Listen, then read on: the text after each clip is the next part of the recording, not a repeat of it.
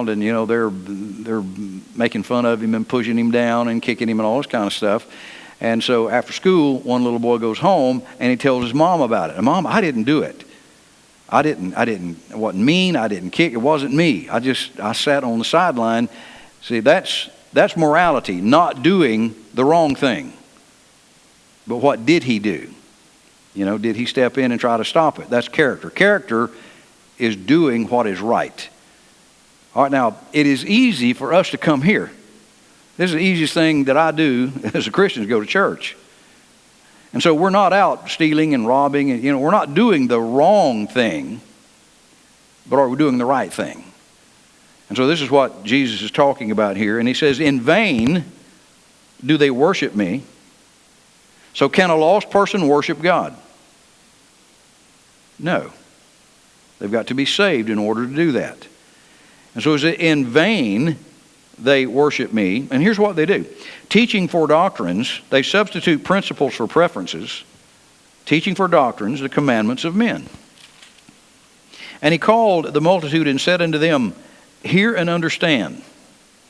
Not that which goeth into the mouth defileth a man, but that which cometh out of the mouth, this defileth a man. That was absolutely revolutionary among this crowd. Because the scribes and the Pharisees, and they were all hypocrites, well, you got to eat the right thing, because eating the wrong thing defiles you, and that's not what it does. Well, you got to drink the right thing, because drinking the wrong thing defiles you. And Jesus said that's not what defiles you. Then came his disciples and said unto him, knowest thou that the Pharisees were offended? Don't you know you offended them? And I'm sure that just broke the Lord's heart, They were offended when they heard this. He answered and said, every plant which my heavenly Father hath not planted shall be rooted up. Let them alone. Wow. Lord, they're offended. Their feelings are hurt. Let them alone. Let them alone. I planted some seed. Let it grow. They be blind leaders of the blind, and if the blind lead the blind, both are going to fall in the ditch. Then answered Peter and said unto him, declare unto us this parable. His own didn't even understand what was being said. And Jesus said, are ye also yet without understanding?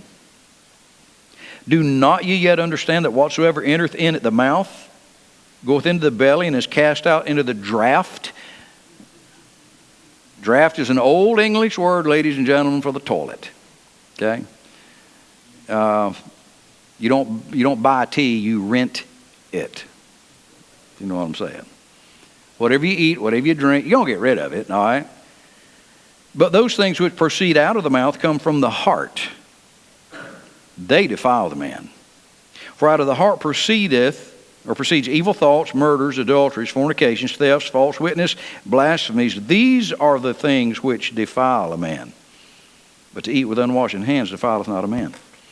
Now Jesus said, in the end of time as we know it, events and circumstances will be so stressful on the human race that people will begin to die from heart problems. He said they will die for fear or as a result of fear. And in other words, in the last days, stress will become such a high-level thing in culture that people won't be able to handle it. We're going to have heart problems. People are going to die literally. The word fail, their hearts will fail them because of fear. The word fail means to breathe out.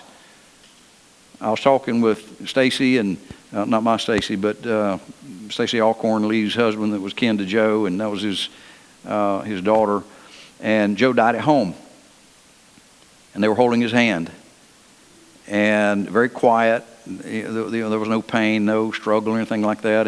And Lee told me, he said, I was holding his hand, and I just felt his hand go limp and slip out of my hand. And they heard him breathe out, and that was it. Now, heart disease is pretty pandemic in this country. I want to read you just a few. I've got about 4 or 5 pages of information on heart disease. And it's the leading cause of death, by the way, of men and women and people of most racial and ethnic groups in the world. This is the number one cause of death. One person dies every 36 seconds in the United States from cardiovascular disease. one every 36 seconds. About 655,000 Americans die from heart disease every year. Heart disease costs the United States $219 billion a year in like health care costs and medicines and lost productivity on the job. Coronary heart disease is the most common type of heart disease, killing 365,914 people annually. In the United States, every 40 seconds there's a heart attack. Every year, about 805,000 Americans have a heart attack. Of these, 605,000 are first heart attack victims, first time they'd ever had one. 200,000 happen to people who have already had a heart attack. And 1 in 5 heart attacks is silent. The damage is done, but the person is not aware they had a heart attack. Heart disease is, and I've got charts here, race or ethnic group and the percentage of deaths and things like that. I don't want to get into that. Often, you're not aware of the symptoms. You can have a heart problem and not know it. We have a heart muscle, and then we have a moral heart. So we've got a muscular heart and we have a moral heart. And this muscular heart can have problems, congenital problems. That means you're born with it. Or you can just develop these things through the years. Stress creates heart problems. And I don't know of a greater moment of stress than right now in this country. People are worried. They're worried about corona, and they're worried about their job, and they're worried about this. They're just worried about all kinds of things. Pete Maravich played college basketball at LSU, and his father, Press Maravich, was his coach. If you ever saw Pete Maravich play, he was a skinny, shaggy-haired, mop-haired kid. His socks just puddled up around his ankles. And he did that not to be cool. Somebody asked him, are you wearing them like that to be cool? He said, I'm wearing them like that because my calves are too skinny to hold my socks up. And they just slide down and puddle up. And he set some NCAA D1 records that stand to this day. 44.5 points per game for a season in 69 and 70. 44.2 points per game average for his career, 67 through 70. During his NBA career, Pete Maravich was voted one of the league's 50 greatest players in NBA history. Incredibly flamboyant. How many of you saw Pete play? Absolutely phenomenal basketball player. He was famous. He could dribble behind his back. I mean, just in flow. He would do it. It was like, what did he just do? The no-look pass, which I love a no-look pass. He'd be looking at you, and the ball would wind up over there, and everybody in the crowd would go, what? How did he do that? And wherever he went, Pistol Pete filled gymnasiums wherever he went as a player in the college ranks and even in the NBA. Picture of the health. Thin, didn't have an ounce of fat on him. And on January the 5th, 1988, Pete was playing just a pickup game with a group of guys that included James Dobson, focus on the family guy. And he was scheduled to appear on Dobson's radio show later that afternoon. And they were playing basketball. And Pete just fell, hit the floor. He was 40 years old at this time. And he collapsed on the floor. Dr. Dobson administered CPR to him. But Pete Maravich, at age 40, the absolute picture of health, superb athlete, died of a heart attack. You might not know you have a heart problem until it's too late. Pete didn't know. Nobody knew. Well, we have another heart that can be blocked and diseased as well, and that is our moral heart. Our moral heart is diseased until we come to Christ for a transplant. And understand that nothing can fix this. Now, you can take medicine and have surgery and all kind of stuff to adjudicate your physical heart problems, but this can't be fixed with medicine. The problem of the sinful heart of a human being, there's no surgery that can do anything about this. This is a matter of having a new heart. And this is what the Lord told the Jews in Isaiah. So I'm going to give you a new heart. I'm not going to fix the old one. I'm going to give you a new one. And he tells them the same thing in Matthew chapter 15. He said, look, you people are running around saying, hey, you got to quit drinking that. You got to quit eating that. That's not what defiled them. What defiled them was the heart, the things that they were saying, the things that they were doing. He said, all this other stuff. Now there's stuff, that we eat and drink and put in our body that is wrong. There's no question about that. That's not what defiles you. What defiles you is the agreement, well, this is okay for me to do. That's the defilement, but it's a heart issue. Well, we here in the West, we've taught our children to control and monitor their behavior. And we rarely teach our kids to monitor their hearts. And what we do, we teach them to adjust their actions, but not their attitudes. Now, you tell me, what did Jesus think was more important? Your actions or your attitudes? And what we do, we teach our children to behave. Don't say that, don't do that. We do the same thing. We've simply been trained like seals at SeaWorld to do the right thing in the right situation. This is what you do. This is how you behave. And that's as deep normally as we go in this matter of teaching people, specifically our kids. And it's kind of like going out in your yard. Let's say you have a tangerine tree in your yard. And the ground is just loaded with the tangerines. And you pick up the tangerines and you eat them or throw them away or do something with them, thinking that you have solved the problem of tangerines on the ground. Well, have you? What's going to happen next year? You're going to have more tangerines. If you don't like tangerines, and if you don't eat tangerines, and if you don't like that particular tree, what might be a good idea? Pull it up. Deal with the root, not the fruit. Now, we teach our kids to do this. We teach our kids that in certain situations, this is how you behave. Now, really, where is the deeper issue? Is it the behavior or is it the heart? It's a heart, because the heart determines what you do. And so if I am just simply doing this behavior management thing, I'm not touching my heart. I'm just changing my behavior.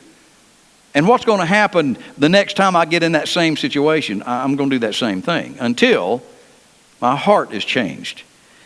Jesus said, what is offensive is what comes out, not what goes in. That's what needs to be changed, is what comes out. And we can't just simply manage the carnality. We can't manage the damage that we do by just apologizing and excusing. Oh, that's just the way I am. We go around sweeping up all of the debris that we create in people's lives. And we do that not expecting fatalities in relationships. Well, what we do when a relationship dies, we just always assume it was the fault of the corpse. And we move on to the next future victim carrying our disease with us. Well, where is the problem? So the problem is with me. Now, we don't like this kind of stuff, and I'm aware of that. A lot of contemporary 21st century Americans go to church. They don't want to hear they're responsible for anything. It's culture's fault. I'm a woman, so it's man's fault. I'm gay, so it's the straight's fault. You understand what I'm saying? So I identify all of my worth with the group that I am a part of. I'm black, so it's the white's fault. I'm white, so it's the black's fault. And it's just easy to find somebody to blame for my sin. Well, I'm a husband, and you know what that means? My wife's fault. Well, I'm a wife, so you know what that means? It's my husband's fault. I got teenagers. Yeah, we know what that means. I know, I understand. I got you. But now Jesus said simply this, that what comes out is the problem, and the way to fix that is not behavior modification. It's a change of heart. And only Christ can produce that. Now, this is not just positive thinking here. And if you don't like this, I'm sorry. I'm not going to change the word so you'll keep coming back. I love you enough to tell you that if you are not saved, that is your problem. No, I just need to learn to manage my behavior. No, you need to get saved. The heart needs to be transplanted. And with a new heart, you will begin to learn and grow in grace and knowledge. And it is the heart change that changes everything. Everything. And so we as Christians, we operate under this false idea of, well, I don't do what's wrong, and that's good. But we are to do what is right. We know to say the appropriate thing. For instance, we got a crowd in here this morning. I dare say, if I know human nature, somebody cussed this week that's in this building right here. You cussed. I can almost guarantee you haven't done it in this building. Right? Nobody cussed in this building. Why? Because you know where to say what. You know exactly. I've seen it back years ago when we had the old landline telephones. You remember those? That little curly wire, and I remember on occasion my mom would be mad at us for something. And the phone would ring. I mean, she'd just be like, Jimmy, if I have told you what? Hello. Yes. Right. Well, God love you too. Yes.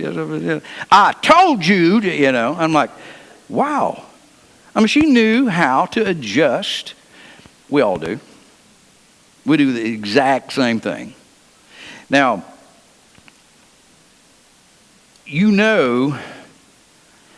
well, give an example. Have you ever seen somebody get something, a promotion, a new car, whatever, and you didn't like that? Now, on the outside, you were like, hey, man, congratulations. Happy for you. And on the inside, you're like, that was mine. That was my promotion. That's the kind of car. You know what I'm saying? But why don't we say that out loud? Oh, well, that's unacceptable. But for some reason, to think those things is acceptable. Well, what we're doing, this monster in the heart that we're looking at this morning is guilt. And guilt says this. For the next few Sundays, we're going to look at these resident beasts in the human heart and what they say to us. And here's what guilt says. Guilt says this: I owe you. I owe you. All right, now let's just take it to the level of money. Now, let's say you owe somebody money, and you hadn't paid them, and you hadn't paid them, and you hadn't paid them. You feel a little, and when you see them at Walmart, you ever dodge down the other aisle? You know it, and they do too.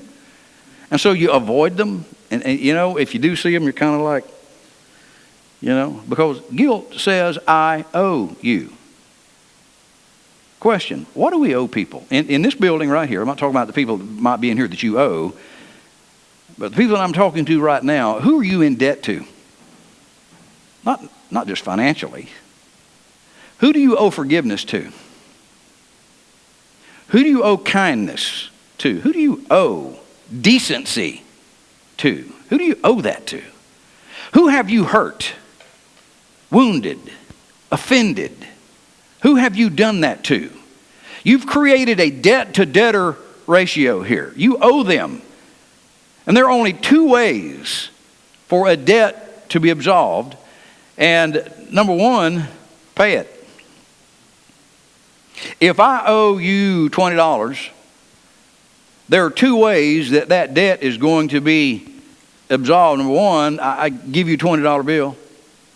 Or number two, you say, preacher, forget it. You don't owe me. Just forget it. So you either pay it or it's forgiven. The only two options in this matter of this debt-to-debtor relationship. Now, let me give you, a little more right in our face kind of an illustration. Let's say that here's a man, and he has an affair with another man's wife. He's a thief. He's a thief. Here's what he's stolen from his wife. He has stolen her marriage. He has stolen her happiness. He has stolen her security. If he has children, he has stolen a father that loves his wife and is offering security to his family. Now, he has also stolen the other man's wife. He has stolen the security for her, or for him. He has stolen a mother who has been faithful to her children and her family and her marriage. That's all gone. He is now a thief. Both of them are. They're thieves. They have created this debt-to-debtor relationship. How do you fix that? Well, first of all, that debt needs to be paid. So how do you do that? You have to ask forgiveness. That needs to be straightened out. That needs to be fixed, biblically fixed. And quite often in situations like that, one or the other of the offended party is not willing to let that go. I don't know how many times in the years that I've been in the ministry, I've sat in offices and counseled the people, and the wife was just too deeply hurt, and she's not going to forgive them, and it blows up. And then there have been many times when both did, and the thing worked out, and I was very grateful for that. But here's what happens. Dad now has some IOUs. Because he's left his wife, and now he owes his kids something. And so how's he going to pay that off? Well, maybe he tries to buy their love with stuff. Maybe he starts letting them do some things that ordinarily he wouldn't let them do, but he's kind of laxing his standards a little bit so they won't get mad, and he lets them do anything they want to do because this what's he trying to do? He's trying to pay the debt the wrong way. And so guilt says, I owe you, but I don't want to pay you. I don't want to pay you. It's too expensive. It's too tragic. I would have to admit, look at the stuff I would have to admit. Well, people in debt often avoid the person that they owe. They just don't go around them anymore. If a husband owes his wife, the compassion and love and the attention, and he doesn't want to go home, he just works overtime a lot. I'm not saying everybody that works overtime is doing this. I'm just saying he avoids contact with the person that he owes that to. You avoid people. You don't want to be around them. Well, again, Jesus has said, it is not what you eat or drink. And again, he's not saying eat and drink anything you want. He's not saying that. He's saying that's not what defiles you. And that's where the scribes and the Pharisees stopped it. And the whole conversation began because the scribes and the Pharisees, they were watching the disciples, and oh my word, on Saturday, on the Sabbath, Jesus and the disciples were walking through a cornfield, and they were picking ears of corn, raw corn. And they'd rub the silks off of it, and they were eating raw corn. They wouldn't wash their hands. Oh my word. Now you understand that this was not for sanitation. This was ceremonial. It was all symbolic. They weren't washing the sin off of their hands. And so what were they doing? Oh my word, they're eating sin as they ate the corn. All of the defilement of the world, everything that they've touched, all the immorality, all of that, they were just digesting all of that. And Jesus said, really?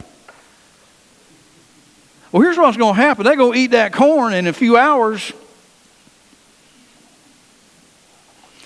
That's not what defiled you, he says. What defiled you is what's already here. So you don't eat this.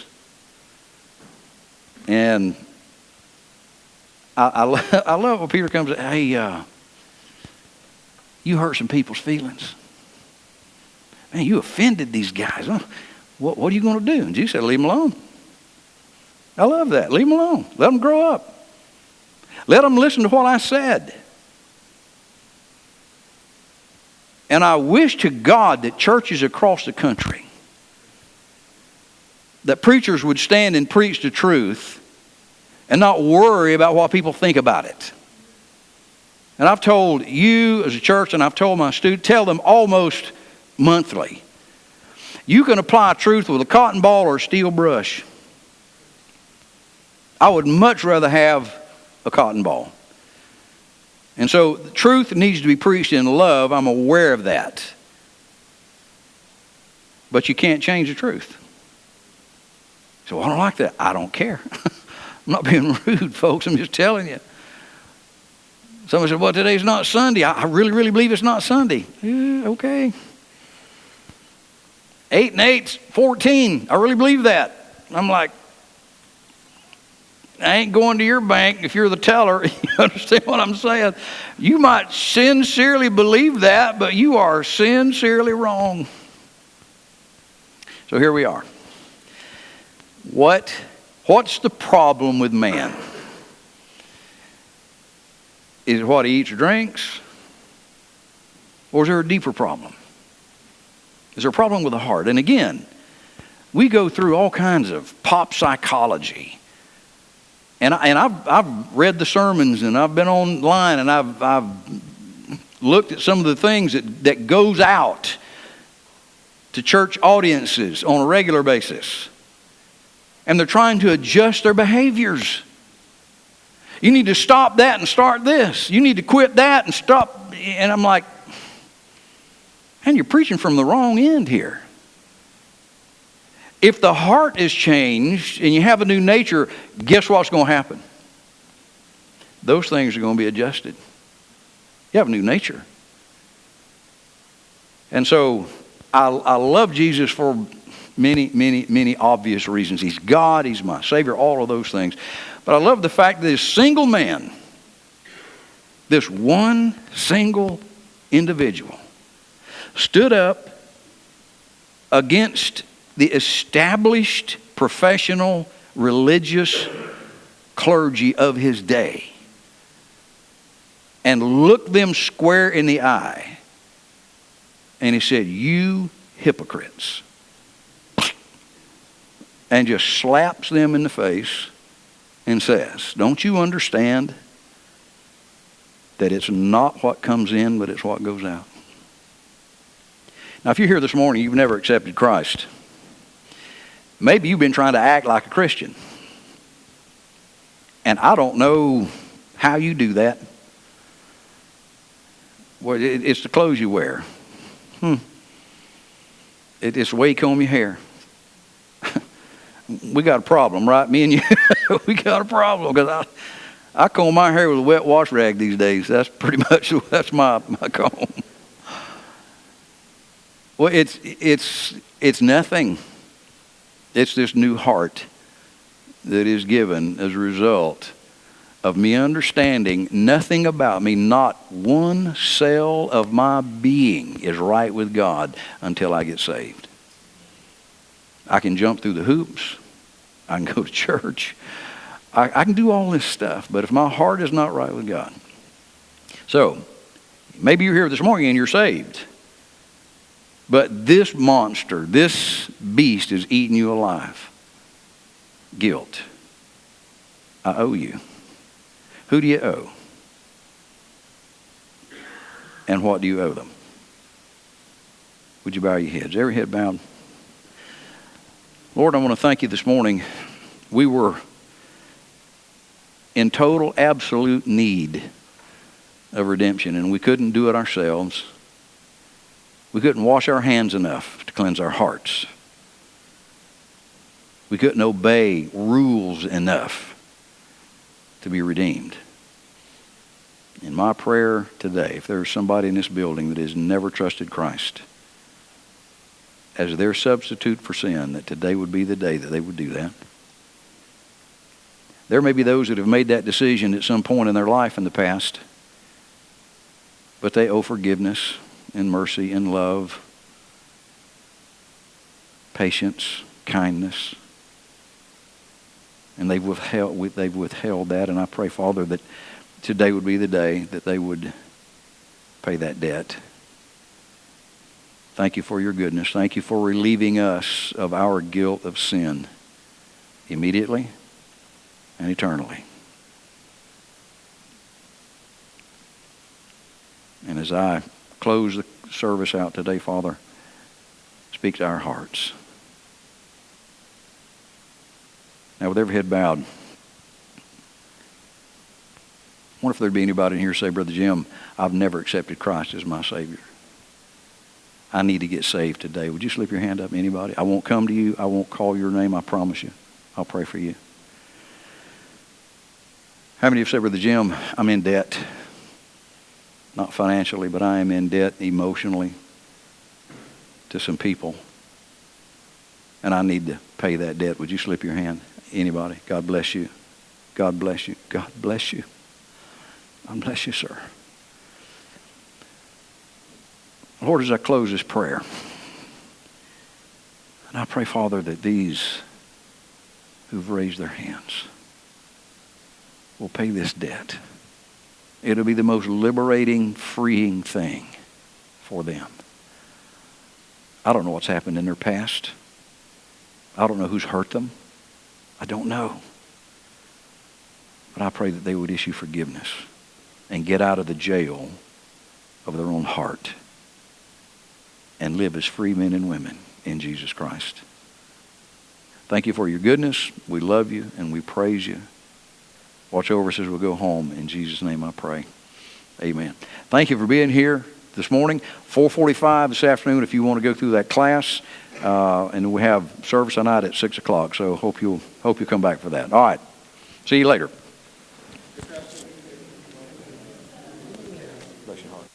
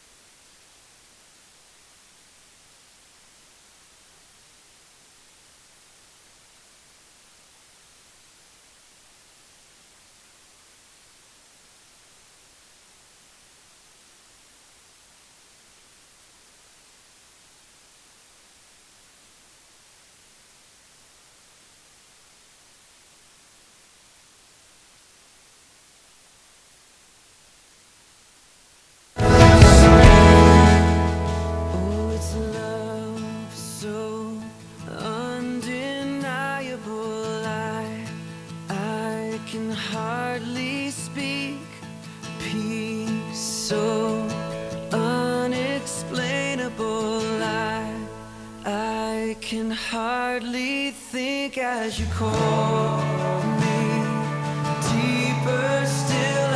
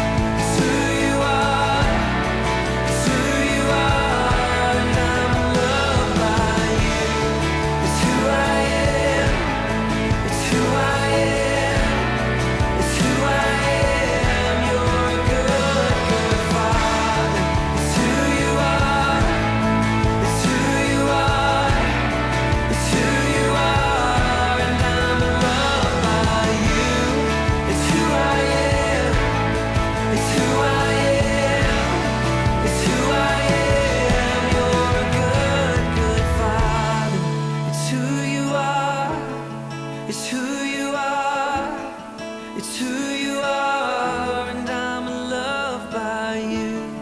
It's who I am. It's who I am. It's who I am. You're good. You are perfect in all of your ways. It's who you are. It's who you are. And I love you. You are perfect in all of your ways. It's who I am. It's who I am.